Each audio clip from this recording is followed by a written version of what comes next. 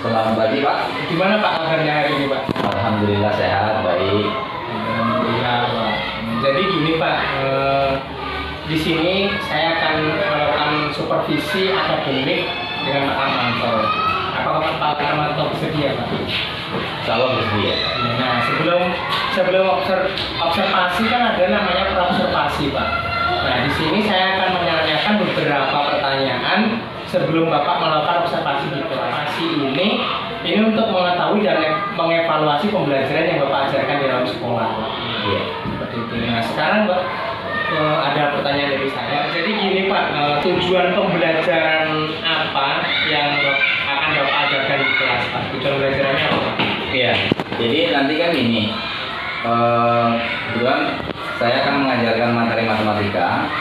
Nah, pas pembelajaran yang akan kita ajarkan hari ini itu adalah materinya tentang bangun ruang.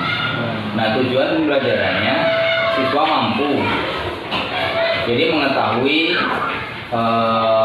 struktur bangun ruang tersebut, kemudian luasnya, kemudian volume, seperti itu Pak. Iya, jadi tujuannya itu tadi. Setelah itu area pengembangan apa yang ingin Bapak kembangkan Pak? Yang pertama, area pengembangan itu tentunya di pengetahuan. Iya. Jadi siswa itu bisa mengerti bagaimana sih cara mencari luas kubus, volume kubus, kemudian struktur kubus seperti rusuk, sisi dan lain-lain. Kemudian yang kedua itu di area keterampilan. Jadi nanti siswa itu setelah mengetahui jaring-jaringnya, kemudian mengetahui ukuran, siswa itu nanti mempraktikkan bagaimana cara membuat kubus, balok, kemudian dan lainnya yang masuk ke dalam bangun ruang.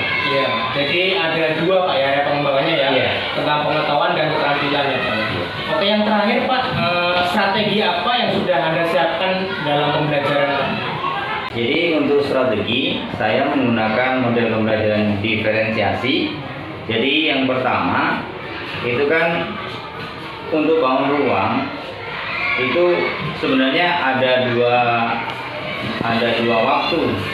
Jadi ada yang menggunakan praktik, ada yang menggunakan teori. Jadi nanti akan dibagi beberapa kelompok. Siswa itu diberikan pilihan. Ketika untuk mencari luas kubus atau luas balok, siswa itu diberikan dua pilihan. Yang pertama dengan membuat jaring-jaringnya terlebih dahulu, kemudian menghitung banyak sisinya, kemudian menghitung luasnya dengan langsung praktik dengan jaring-jaring kubus tersebut. Kemudian yang kelompok yang lain atau pilihan yang lain itu langsung membaca buku panduan atau buku paket. Di situ sudah ada bagaimana cara mencari bangun ruang tersebut, luas bangun ruang tersebut, gitu Pak. Jadi ada dua strategi Pak ya? Iya, ada dua strategi. Yang pertama itu langsung praktek di membuat jaring-jaring dan menghitung luasnya. Yang kedua, dia menggunakan buku paketnya untuk mencari luas dan volume bangun ruang tersebut. Iya Pak. Oke, terima kasih Pak. Ini setelah ini kita langsung observasi di kelas saja Pak ya. Iya Pak. Nanti saya mau observasi Bapak mengajar seperti apa, harapan Bapak tadi seperti apa Pak. Makasih Pak ya. Iya.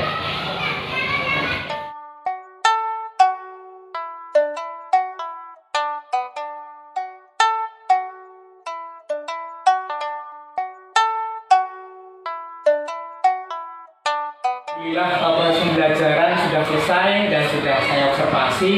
Jadi setelah saya melakukan observasi, maka saya akan melakukan yang namanya pasca observasi Pak. Iya. Nah pasca observasi ini adalah saya akan berbincang dengan Bapak setelah Bapak melakukan pembelajaran di kelas tadi Pak. Pertanyaan yang saya ajukan yang pertama itu area pengembangan Bapak seperti apa tadi Pak? Jadi tadi kan saya menggunakan dua area pengembangan, yaitu pengembangan keterampilan dan pengembangan pengetahuan. Kemudian akan saya jelaskan. Jadi untuk lebih maksimalnya itu di area pengembangan keterampilan. Ya, karena dengan keterampilan anak bisa langsung berhubungan langsung dengan materi tersebut dengan nyata. Jadi kalau menurut saya anak itu lebih cepat menangkap untuk menggunakan hal-hal yang nyata atau di pengembangan keterampilan. Kalau untuk pengetahuan, ya kalau sepengetahuan saya biasanya itu anak cepat tahu tapi juga cepat lupa, biasanya seperti itu Pak. Kalau hanya untuk mencari rumus atau mengingat rumus, biasanya ketika anak-anak itu sekarang dipelajari tahu, kemudian 1-2 bulan lagi akan lupa. Iya, jadi semua area pengembangan itu jadi area pengembangan yang keterampilan Pak. Iya, keterampilan lebih maksimal. Terus setelah Bapak mengajar tadi Pak, hambatan apa yang terjadi dalam kelas Pak, dalam Bapak mengajar tadi Pak?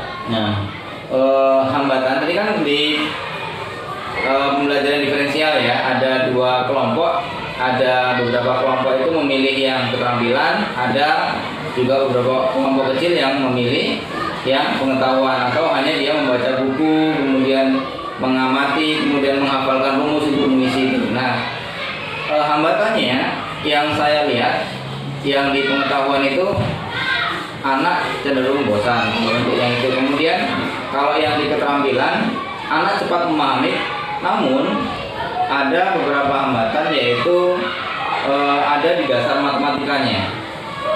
Jadi kalau untuk bangun ruang itu sebenarnya materi yang tidak begitu sulit, hanya saja dia memerlukan ya dasar pengetahuan matematika dari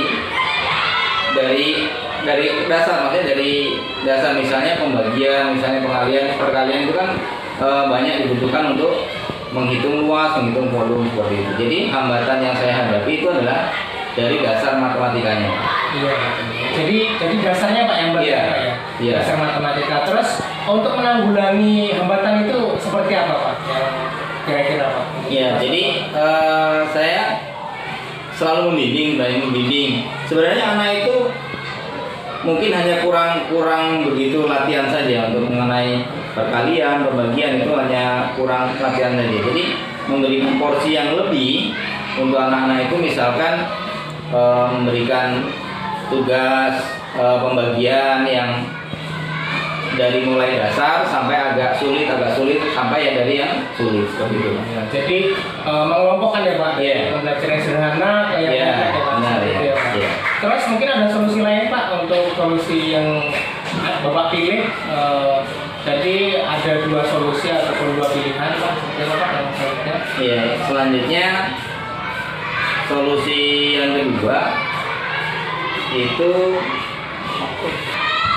mungkin ada solusi lain Pak dari yang tadi, selain tadi Pak ya, jika mungkin solusi yang pertama itu belum maksimal bisa pindah ke solusi yang kedua Pak. ya, solusi yang kedua yang saya pilih itu dengan model membimbing anak dengan cara pendekatan yang lebih ya, karena anak itu kan berbeda-beda, ada yang memiliki tingkat kecerdasan yang lebih, maksudnya, nah itu nanti akan dikelompokkan. Misalkan ini yang misalnya 5 menit diajari bisa dikelompokkan, ini yang 10 menit bisa dikelompokkan lagi. Nah kemudian juga ada pendekatan dengan orang tua, maksudnya kita selalu memberikan arahan di grup itu buat orang tua supaya lebih membimbing lagi anandanya di rumah dengan cara ya mungkin menyuruh dia belajar ataupun dengan mengecek pembelajaran yang sudah diajarkan tadi di sekolah. Jadi ini ya Pak, yang berkolaborasi dengan orang tua ya Pak. Berkolaborasi dengan orang tua. Ya, yang terakhir Pak, pertanyaan dari saya Pak, apakah harapan pembelajaran Bapak untuk kedepannya Pak? Ya, harapan khusus untuk pelajaran matematika Pak ya, karena tadi itu dasar matematika yang ada beberapa siswa yang masih kurang. Jadi harapannya ketika dasar matematikanya anak-anak itu sudah lancar, sudah bisa, maka apapun soal yang akan dikerjakan nanti akan lebih cepat, lebih gampang, lebih mudah, dan otomatis ketika soal itu akan lebih mudah dikerjakan, maka nilainya pun akan meningkat. Gitu. Ya, terima kasih Pak. Jadi saya sudah melakukan supervisi akademik dalam pembelajaran Bapak. Mudah-mudahan kedepannya pembelajaran kita lebih baik lagi. Terima kasih waktunya diberikan oleh Pak Karmanto. Sehat selalu Pak. Oke, Pak. Ya. Mas Mek ya. Ya, Pak.